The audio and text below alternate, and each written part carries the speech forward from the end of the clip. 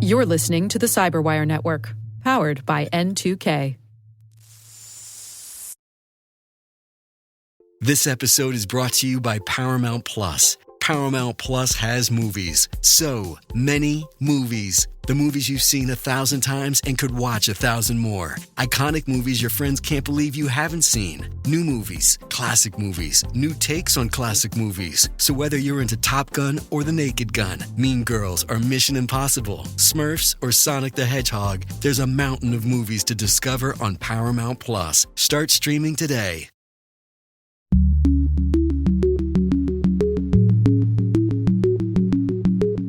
Hello, everyone, and welcome to Caveat, N2K Cyberwire's privacy surveillance law and policy podcast. I'm Dave Bittner, and joining me is my co-host Ben Yellen from the University of Maryland Center for Cyber Health and Hazard Strategies. Hey there, Ben. Hello, Dave. On today's show, Ben talks about a couple of instances of AI companies reining in their chatbots. I've got the story of ICE's controversial facial recognition operations. And later in the show, my conversation with Dr. Sasha O'Connell, Senior Director for Cybersecurity Programs at Aspen Digital and former FBI Chief Policy Advisor for Science and Technology. While this show covers legal topics and Ben is a lawyer, the views expressed do not constitute legal advice. For official legal advice on any of the topics we cover, please contact your attorney.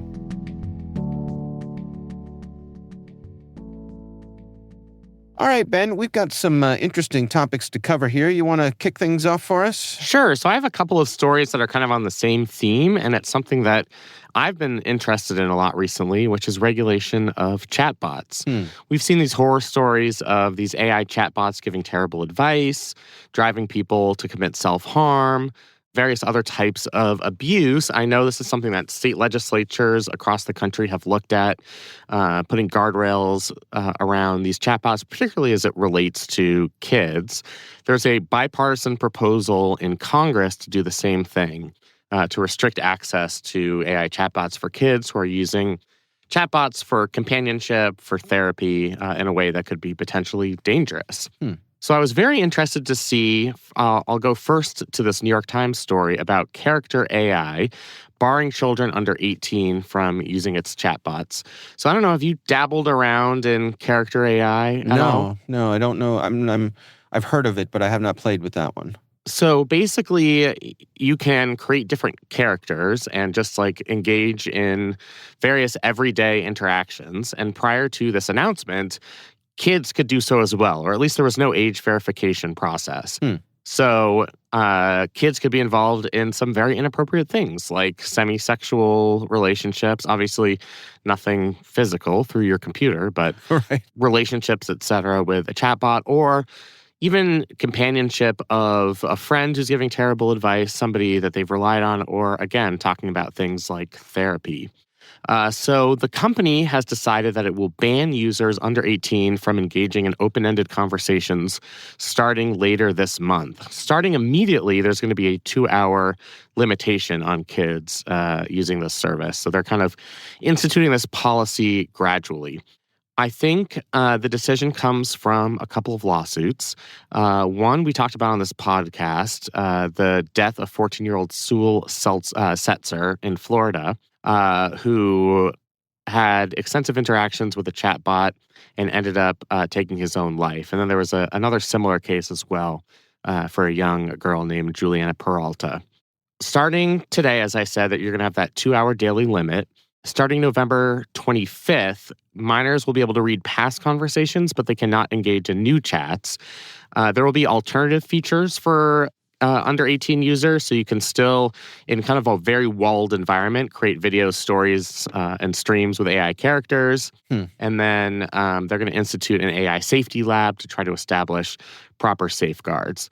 It's kind of an open question how they're going to do age verification. So they claim it will be a behavioral analysis with social media data, which doesn't seem like a 100% foolproof system, if you ask me.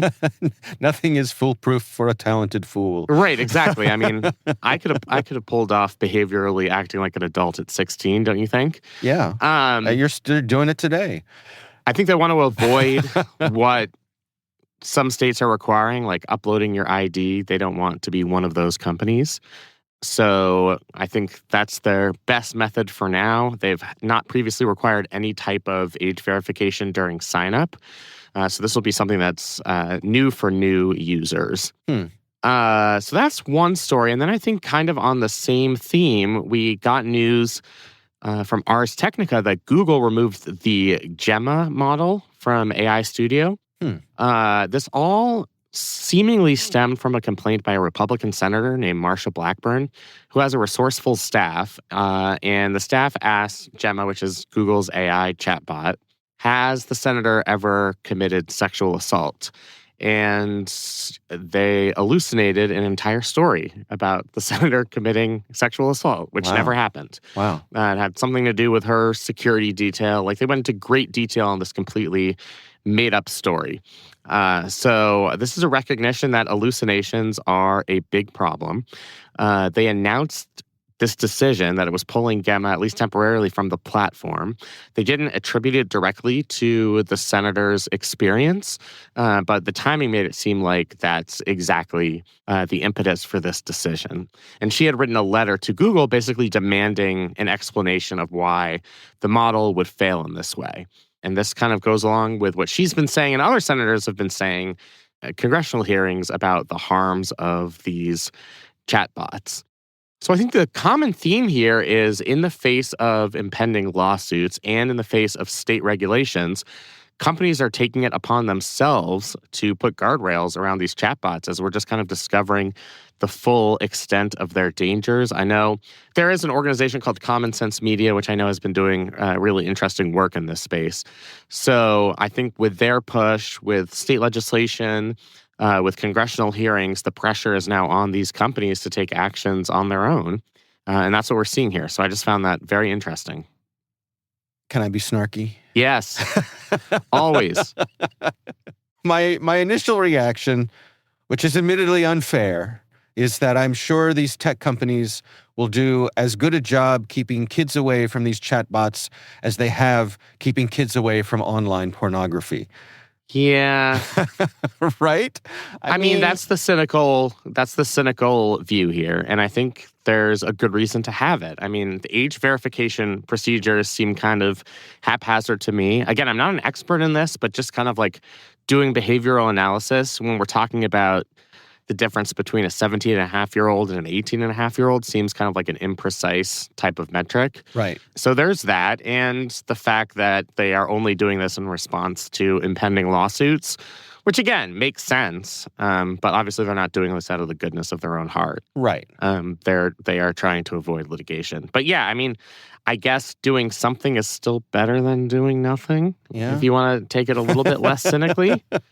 Well, I guess one company doing this is what's to keep a kid from just hopping over to the next platform, to the one next door, right? So I guess my question is, if we really want to make a difference here, wouldn't it be better to have some sort of regulatory regime that says all AI platforms must age check and either prohibit or limit what's available to users under 18? Yeah, I mean, I think that's the ultimate goal. This is a temporary measure taken by these companies, I think, to improve their own PR publicity. I mean, they want to thrive in the market going forward. And a lot of people who might be potential users of these chatbots are news consumers and potentially parents. And it's also to come up with a temporary solution while states figure out the best way to institute guardrails around these chatbots, as well as the federal government. I mean, the fact that we have this bipartisan Josh Hawley from Missouri, the Republican, Richard Blumenthal from Connecticut, a pretty progressive Democrat, have teamed up on this. So it's something that has legislative momentum. I think this is just a temporary measure while we wait to see what legislators do to solve the problem writ large. So it's not just these companies. But sometimes there's a cascading effect. If companies have self-respect, they'll realize, like, okay, the bigger players are doing this. We don't want to be the inappropriate alternative for minors. I'm sorry, did you just say if companies have self-respect? Yeah, man. It's rare that you exceed me in cynicism in an episode, but Maybe we just caught me in a mood today. I'm impressed. I'm frankly impressed at this level of cynicism. I've trained you well. Yeah, that's right. You wore me down. Exactly. You're the one who's supposed to be saying like, oh, can't they have a good reason for doing this? And I'm the one who's supposed to say, no, they cannot. Right. Doesn't California have something coming up here? I think, beginning of next year, they've got some guardrails for AI that are going to be going into effect? Yes. Leading the way. California passed a law. It was signed into law by Governor Newsom very recently. It will institute some regulations on chatbots. In talking to folks from Common Sense Media, they ended up opposing this bill because it didn't go far enough. I think they are looking for something that really holds these companies accountable. That would include not just regulation, but a private right of action so that somebody negatively impacted by this could sue the company. And they're advocating for treble damages, meaning like you could really, really punish these companies for harm done to individuals. You potentially could hold them liable under a theory of products liability, which means it's a lower standard when you're talking about product liability to prove that the company was negligent in its product design. So they want all of those things. This bill didn't do that. It's more of a regulatory bill. And but it is something, and it's going into effect January 1st. And I think we'll see what happens with other bills. I know Common Sense Media and other organizations are working with legislators here in Maryland. I've been a part of some of those conversations. And I know New York has undertaken an effort to regulate these types of chatbots as well. So there's kind of the nuclear approach, which the companies hate, which is the private right of action. And then there's the less nuclear approach, which is death by 1,000 cuts through regulation. What do you make of the right of private action in cases like this? I mean, it's something that's critically important so that the victims actually get compensated for the harm done. Obviously, in many circumstances, you can't fully compensate the victims. If your loved one has taken their own life, there is no proper level of compensation for that. But the best you can do is to provide significant damages so that in the interest of fairness, the wrongdoer is actually paying the victim. And that doesn't exist in regulation. If you are just seeking an injunction to get the company to stop doing something, that doesn't make the victim whole, if that makes sense. Yeah. Only through at least the threat of that private right of action can you actually get that money from the alleged perpetrator to the victim. And that's why advocates, I think, have been so adamant about including this private right of action. What about any sort of criminal charges? I'm thinking of let's just say hypothetically a therapist was malicious and, had it in for a kid and talked them into suicide as an avenue, and the kid follows that. Presumably, that therapist, with using malice, right, could have criminal charges brought against them. Is that at all a possibility when we talk about these tech companies? I think it's definitely under consideration. It gets much harder because it's easy to figure out in a civil case how to take money away from these companies. It's harder to figure out who you're going to actually arrest. And that's why using the regulatory system for something like this is much easier. I guess you could arrest the CEO. It's just something that's not really the proper remedy in these types of circumstances where it's this very diffuse, large company and the chatbot's been trained by a number of different people, not just the company's leadership, but also other individuals in the company who have developed the algorithm, and then the algorithm kind of helps develop itself in a lot of ways. Yeah. So it's just hard to properly assign criminal liability, whereas civil liability, it's just like, this company did it, they have a certain amount of assets, and we are going to take some of those assets. Yeah. I guess you got to make it hurt, though, right?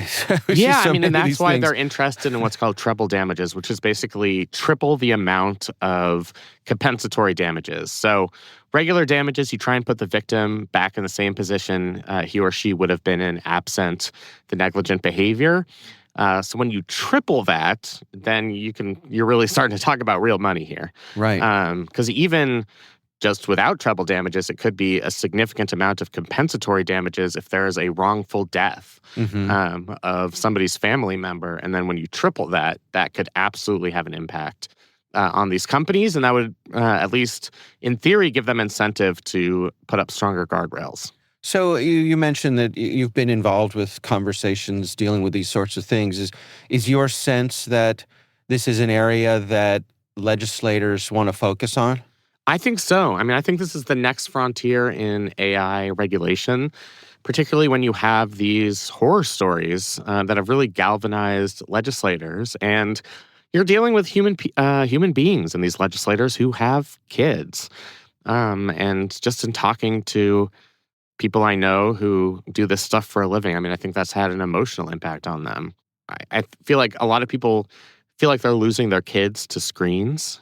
And this is kind of downstream from that as a parent, you feel like you lose influence if your child is getting advice from this very human-sounding chatbot.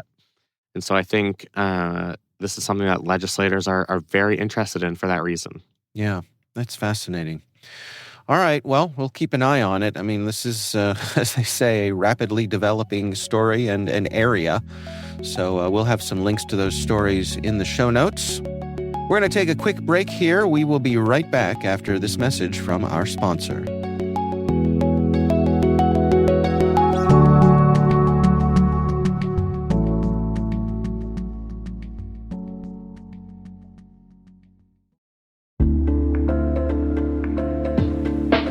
What happens when cybercrime becomes as easy as shopping online? SpyCloud's Trevor Hilligoss joined Dave Bittner on the CyberWire Daily to explain how a wave of cybercrime enablement services are lowering the barrier to entry and making sophisticated attacks available to anyone. I think it's a pretty good general term that describes kind of an umbrella of tools and services that I would kind of tag as criminal or criminal adjacent. Instead of having, sort of the smaller pool of high sophistication actors that are able to kind of carry out these really vast and costly cyber attacks, we see that being given to much lower sophistication, lower tech folks that are, a much lower barrier to entry to get into this field. The person that's buying access to this, they basically need a phone and a Bitcoin wallet. Make sure you hear this full conversation and learn how the underground economy is reshaping cyber risk. Visit explore.thecyberwire.com/spycloud. That's explore.thecyberwire.com/spycloud.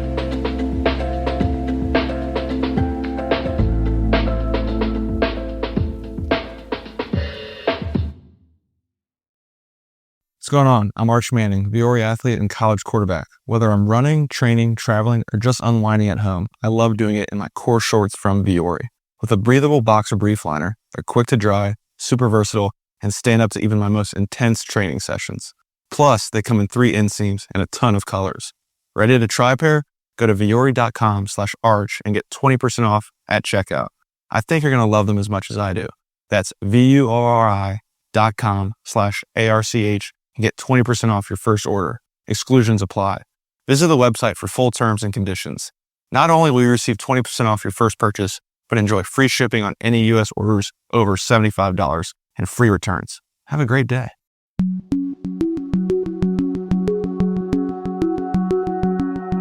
And we're back. Ben, my story this week, this comes from the folks over at 404 Media, who are always doing the hard work when it comes to these sorts of privacy stories. This is about a system that ICE has put in place, Immigration and Customs Enforcement, that is a facial recognition system where imagine you or I or somebody else is walking down the street and we cross paths with an ICE person, and the ICE person says, "Stop, I need to scan your face to see who you are and whether or not you are a citizen and entitled to be here." According to this report from 404 Media and the internal documents they got from DHS, you are not allowed to opt out of a facial scan. So if you opt out, basically you're just detained and arrested? I assume so. Yeah. I don't know if they hold you down and scan your face, but Give me your face. Give me your face. I'm speculating, but given what we've seen with the interactions ICE has had with citizens on the street, it wouldn't surprise me. Of course, no small irony that most ICE officials cover their own faces. It sure is an irony. Right. So this app is called Mobile Fortify. It was developed by Customs and Border Protection. They shared it with ICE. It's used by field agents to verify identity and immigration status. And the way this works is they take your photo on an ICE mobile device. That image is checked against the Custom and Border Protection Traveler Verification Service, which they say has a database of about 200 million faces. And then it returns details like name, date of birth, nationality, your alien number, and any deportation orders. The ICE agents can also capture fingerprints and your GPS location data from the encounter. And they say that they can collect biometric data from anybody, not just non-citizens, because the agents don't know if you're a citizen before they scan. Right, by definition. I mean, and that's where the implications become clear and probably less politically palatable to the administration. I think the administration knows that or at least strongly believes they have a mandate for internal immigration enforcement. But if this starts happening to U.S. citizens, especially those that have been profiled for various reasons, then it starts to impact the constitutional rights of U.S. persons, which is an entirely different ballgame. Right. So I want to get to the constitutional elements of this in a second. But we've talked here many times when it comes to facial recognition that facial recognition software is conspicuously bad at dealing with people of color. Yes. And that's who we're talking about here. So we have technology that objectively functions less well with the very people that ICE is most likely to be going after with this.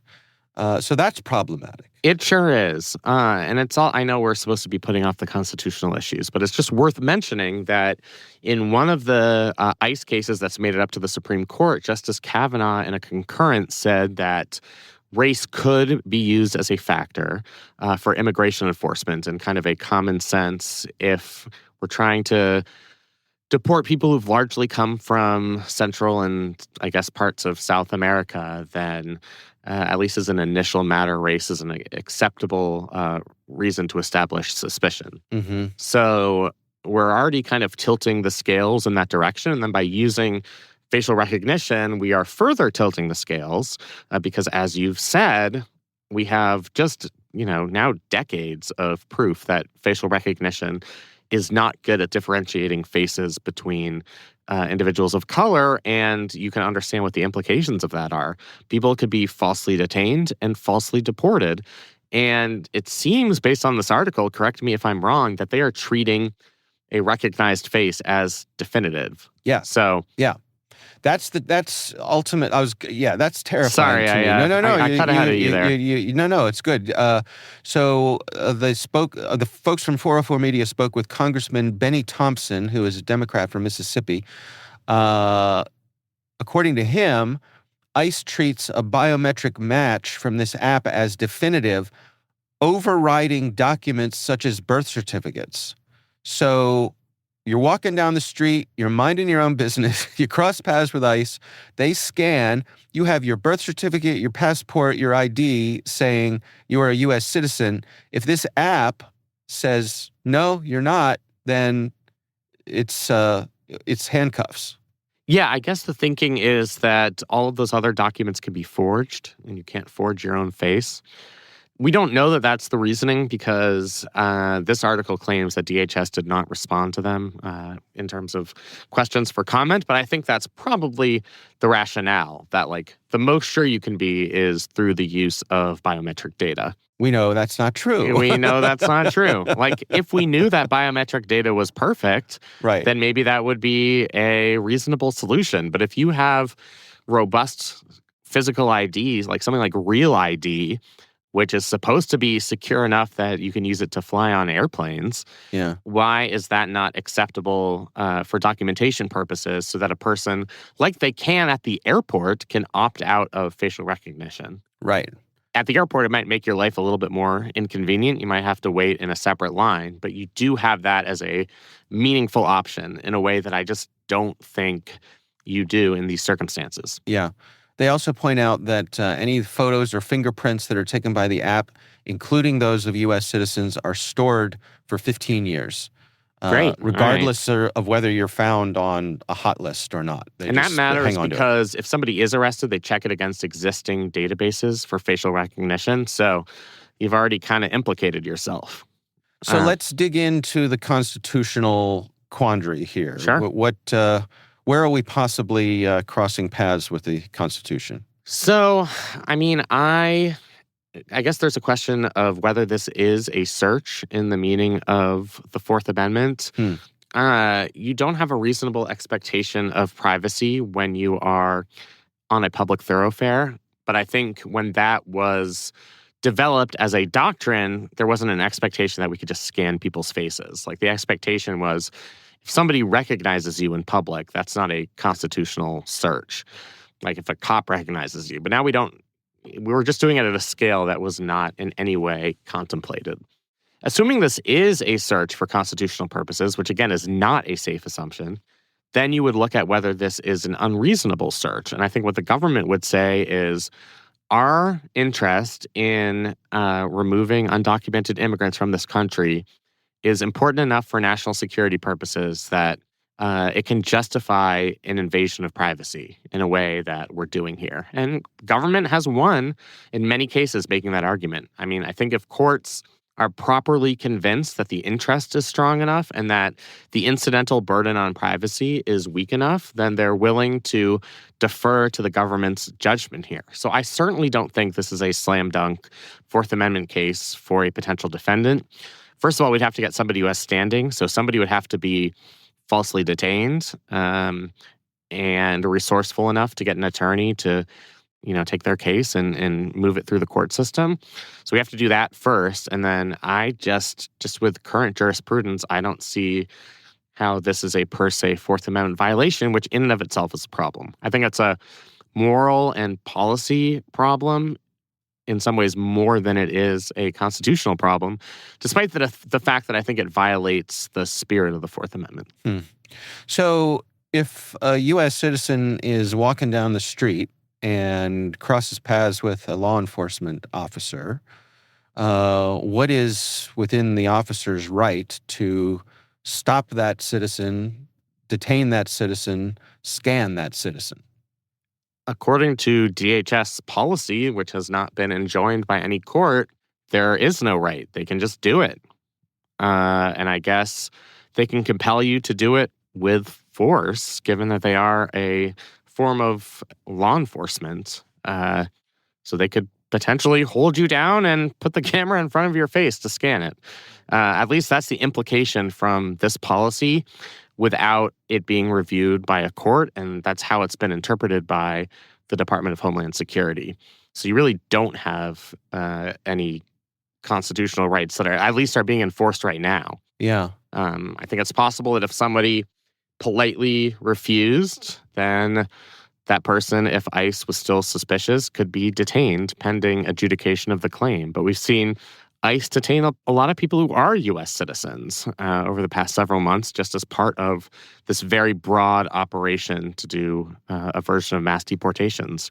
So in that way, it doesn't really change things that much. It's just a tool that'll make these types of arrests easier when ICE can deploy it at scale. And suppose this did make its way to the Supreme Court. And again, stringing together hypotheticals. Suppose it made it to the Supreme Court, and the Supreme Court said, "No, you can't do this." How would that affect ICE's ability to do their business? Could the Supreme Court just say, "Hey, facial recognition is off the table"? What they'd probably say is that since it is a Fourth Amendment violation, then a person probably has the ability to opt out of it. Would be my guess. And then if people were aware of the possibility of opting out, presumably more people would opt out and it wouldn't be as effective of a tool. That's kind of the theory, though. That's just not really how it works in real life. Yeah. Like we've seen that with other prophylactic measures that the court has imposed upon law enforcement. But when you actually get into the situation, it's like, all right, the guy with the gun is asking me to do this. And is threatening me. Right. So I'm just going to do it. And through the use of force can make it a really bad day for me if I resist. Right, especially if you're sure that you are a U.S. person and you think that you can be exonerated. I guess not really exonerated, but cleared. Prove your innocence. Prove your innocence of actually being Right. a U.S. person. Right. But yeah, I mean, I don't think this is something that even with a court remedy is going to go away overnight. I mean, I just think this is such a priority of the administration that they are willing to pull out all the stops. And they will say, not incorrectly, that this is their mandate, that this is what they ran on, and they are going to pursue policies to effectuate that mandate.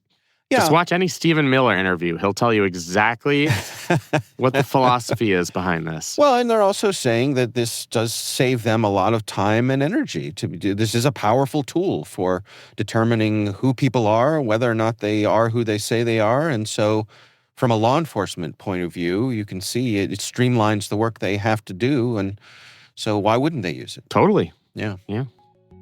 All right. Well, we will have a link to that story in the show notes.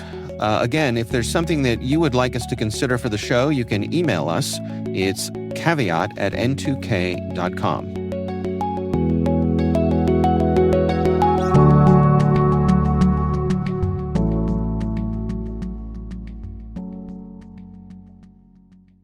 You don't technically need this car. You say that out loud to yourself. You say, I have no space. You say, I'm just looking. Then you click. Then you zoom in on photo number 87 and whisper, oh no. Then you text a friend, the one who always enables you. You say to yourself, this is the last one, knowing it is not. You don't need this car. But maybe, just maybe, this car needs you. Bring a trailer. It's never just a car.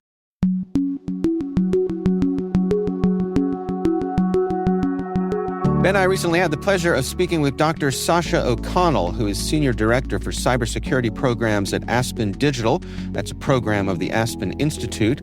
Dr. O'Connell is also a former FBI Chief Policy Advisor for Science and Technology. Here's our conversation.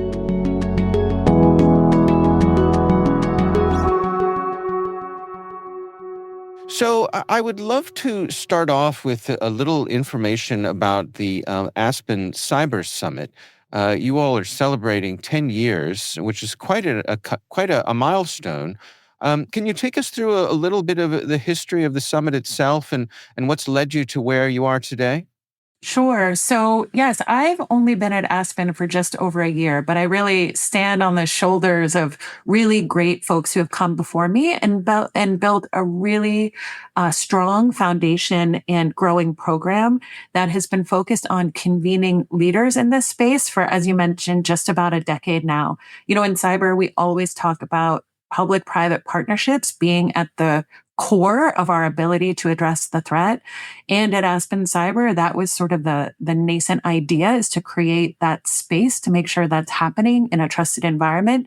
And, you know, my predecessors here at the program really laid an amazing foundation, and the program has been growing there ever since. You mentioned the summit as one part of that work. We also run a U.S. cyber group and a global cyber group. Those are a mixture of public and private leaders that meet Chatham House. So those private conversations that go on 2-3 times a year on a cycle. And that creates that opportunity for folks to not only meet each other and discuss issues of the day, build trust, and then do work and projects that spin off of that. And then the summit, as you mentioned, coming up November 18th here in DC. We're super excited. That's our time we really get to open our doors to the public as well and have all those public-private partnerships, all that teamwork that's been built, that great thought leadership. We get to put that on the main stage and include a broader audience in that conversation. Our event has been called the Coachella of the cyber policy world, and we really lean into that moniker. We cover a lot of sort of heady policy, cyber security ground, but we also try and have a good time. Well, you mentioned foundations, and your own background comes from a place in public service as well. Can you tell us a little bit about that? Sure. So I spent just shy of 15 years at the FBI. I was neither an agent nor an intel analyst. I was kind of the non-traditional, what we called at the FBI at the time, MAPA, or Management and Program Analyst.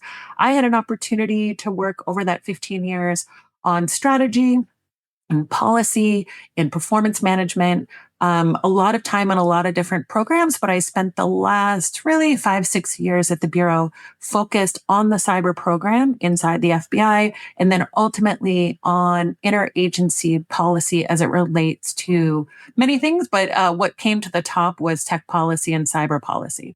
I see. Well, let's talk about Aspen Digital and some of the policy priorities that you and your colleagues have there. What is top of mind for you these days? We just started rolling out a whole series, a special project series on offensive cyber operations. So the Trump administration has been forward-leaning in this area and expressed an interest in beefing up both capabilities and activities as it relates to going on the offense in cyber. So we picked up that head nod, and said, okay, what do the folks in our network, both public, a lot of former public sector leaders as well as private sector leaders, civil society and academics, what advice do folks have? What have they seen in this area? Where do they see this going? So about 4 weeks ago, we launched this series. So that is one priority for us. Additional priority that does come as a response to the priorities of this administration is the focus on what it means to move responsibility for cyber to the state and local level. So after the administration issued an executive order to this effect back in March, we've done a series of convenings that then again have resulted in a series of thought leadership publications we've put out, sort of discussing and interrogating this idea. What does it mean to move responsibility back to the states, if you will? What are best practices there, challenges, and how do we help inform that? So that's just an example of 2 things we're working on there. Another one that's more kind of, I would say, proactive, coming from our members. There's a lot of work happening now around public education, around cybersecurity and frauds and scams. Here at Aspen Digital, on behalf of Craig Newmark Philanthropies, we lead a public service awareness campaign called Take 9. And it's a consumer-focused public service awareness campaign that's really focused on getting folks to see themselves in the effort to address cyber frauds and scams. And the core message is around slowing down, right? We say in cyber, creating friction in the system. In this context, we're talking about the human in the loop and asking those humans to literally slow down for 9 seconds. That 9 seconds, it turns out, science has told us, helps move us from reacting to responding when we get that email, that phishing email, or a deepfake phone call, right? With deepfake voice, for example, all of these sophisticated tools. So that public service and communication around cyber, as well as frauds and scams, is another priority area for us. Well, I would love to dig into 2 of the topics that you mentioned, starting with offensive cyber. I mean, I think it's certainly a hot topic for discussion these days, and a lot of folks are wondering how this could play out. And my sense is that people are kind of hanging back and seeing, how is this going to be enabled, right? How are we going to be given legal protection and cover to be able to do these sorts of things? What are your insights? I think that's right. I think we're waiting and seeing a little bit. As you know, and your listening audience knows, it's a complicated area. where because so much of the critical infrastructure in this country and the data in this country is owned in the private sector, this idea of offensive operations and how and what the private sector's role in that can and should be, as you mentioned, liability. These are all open questions. So that's exactly what we've been sort of exploring different opinions, right? Because opinions do vary in this regard. And I think time will tell where this administration is really headed. There's also a point of view that we shouldn't solely focus on offense. We shouldn't lose track of the basics when it comes to resiliency, right, in cyber, and that is ultimately, a good defense ultimately being really key to a good offense. Sean Joyce just wrote a really interesting piece that's up on the Aspen Digital website about that as well, right? So while we wait to see where things shake out on this move to more offensive capability and action, there's also, the line of thinking that says, let's not forget about the fundamentals is a key component as well. Yeah. Well, let's shift then to talk about responsibilities shifting to the states and local municipalities. I mean, I think, well, my take here is that it's left a lot of people scratching their heads that the states might not be ready for this sort of thing. That too is an open question. I think the key thing when we think about state, local, tribal responsibilities in cyber is that there's such a wide variety, right? We most of us are familiar with the examples of what's happening in New York State, for example, and their leadership in this area. Texas stands out obviously too for having a new and innovative model. But then there are other states, right? And there are rural communities that may not have those resources to address, for example, their water critical infrastructure. And whose responsibility is that when there aren't the resources at the state and local level? So yes, I think we're leaning heavily into this. There are national organizations, the National Governors Association, for example, and others who are really taking up this mantle and sorting it through. There are best practices, but it's not one size fits all. And you almost need small, medium, and large is overly simplistic, but we need to think about a variety of models that folks can use. Also, I mentioned we do a lot of work with what we call the cyber civil defense community, and that's a community largely funded through Craig Newmark Philanthropies, but beyond his grantees are included in that community as well. They are doing direct service work in this area, be it the creation of volunteers to literally help on the ground at rural water, at utilities, for example, or the cyber clinics at universities that are helping with workforce development. There are a series and network of organizations. Again, we refer to them as the Cyber Civil Defense Community, largely funded by Craig Newmark Philanthropy and others, that are doing this work in the interim while we sort of sort out government capabilities and resources, be they federal, state, or local. What are you seeing these days when it comes to critical infrastructure and the resources that are being put into those defenses? It's so tricky. I mean, just personally, this is such a broad area. I have spent the last 6 months or so really seeking to understand and doing a lot of work when it comes to water critical infrastructure. We know nation state actors that China's pre-positioned on our water critical infrastructure. And the question is what to do about it, right? It is such a fundamental. We always say hospitals run on water, military bases run on water.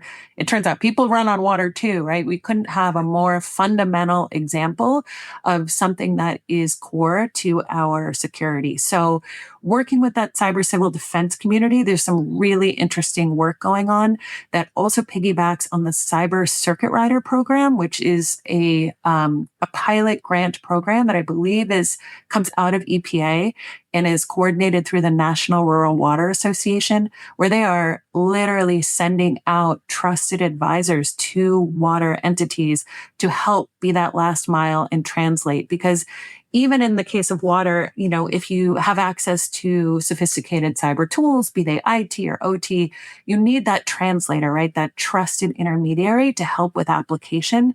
And the Cyber Circuit Rider is a great example of that. Project Franklin out of the University of Chicago is a great example of that. The volunteer network that's being coordinated David out of the Center for Long-Term Cybersecurity at Berkeley is a key player in that. So water is something front of mind, I know, for many, and it's really fun and inspiring to see this kind of grassroots effort to help sort of fill this gap while we wait for, obviously, a longer-term solution would have to come from Congress. All right. And more and more, it seems as though our data centers are dependent on water supply as well. Yep, absolutely. Absolutely. And we're not even talking about wastewater, right? There's water and wastewater. So it's important to consider for sure. Yeah. Well, before I let you go, I'd love to hear about Aspen's Beyond the Beltway initiative. This is really making a difference out there. We like to think so. And again, this is, we are in such a spot of privilege to be able to work inside the Beltway with leaders in cyber policy. But we really, not just because of this effort to move cyber back to the States, but because we know that's where cyber lives in real life, as we say, out past the Beltway, beyond the Beltway. We always keep an eye there. That exact title is used for a special project that is a series of blog posts from our network that is considering these implications as it relates to moving cyber to the States. But again, through the Cyber Civil Defense Network, we have the privilege of working with organizations well beyond the Beltway and making sure, to the extent we can, we are helping with economies of scale, connecting them to private sector entities or other nonprofits who are doing this work. And in our effort to be that convener, hopefully lifting all boats that really help build the resiliency here in this country within the Beltway and beyond. Yeah. Well, for our listeners who are interested in engagement, what's the best way for them to learn more about Aspen Digital and the potential opportunities? Well, I would make a huge plug here to join us at the Aspen Cyber Summit, again, coming up November 18th here in DC. All the information about that is online at our website, and there are ticket prices that are all structured. So there's a nonprofit rate, a student rate, and so forth. So all of that information is available online. We do have really active social media that pushes out a lot of information about our events, about our thought leadership, both on LinkedIn and other places as well. So we'd love to hear from folks. Check us out. All our contact information is available online. Please reach out. We're always looking to expand the network and welcome all folks to join.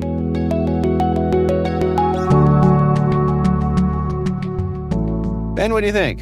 Well, I like the evangelizing about going beyond the federal government and using state, local, tribal, and territorial governments to effectuate change. That's kind of if I had to distill my career down to one talking point, I think that might be that talking point. Right. So she's speaking your language. She is speaking my language. In the absence of policy decisions from Washington, I think it's incumbent upon state and local governments to take the lead here. And in many cases, they have, which is encouraging. Yeah. Well, our thanks to Dr. Sasha O'Connell for joining us and sharing her broad range of expertise. We do appreciate her taking the time.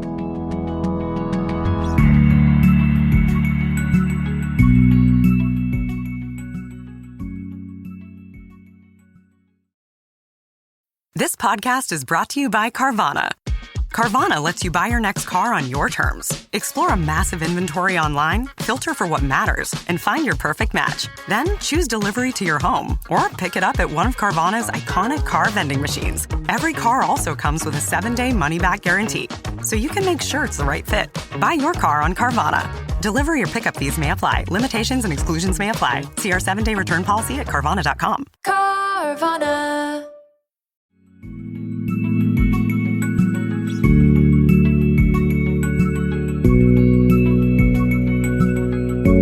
And that is our show.